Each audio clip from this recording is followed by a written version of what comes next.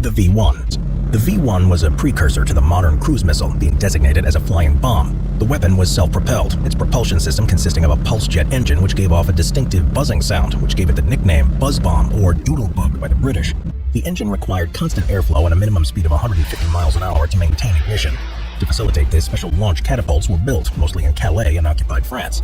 These catapults could launch the buzz bomb upwards of 200 miles an hour, at which point the engine would ignite. The V-1 contained a high explosive warhead which weighed in at 1,875 pounds set to a pressure fuse. This would be armed mid-flight by a small propeller which would rotate as the missile cruised through the air, arming the warhead after a set number of rotations.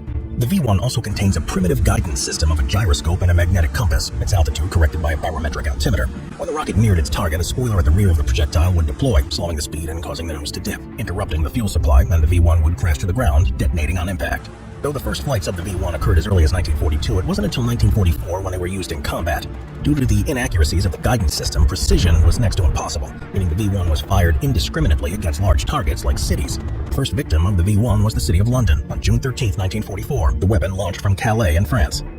Until the end of the war, thousands of V-1s were launched, mostly at Britain, but a significant amount were sent towards the Belgian port of Antwerp in order to disrupt Allied shipping.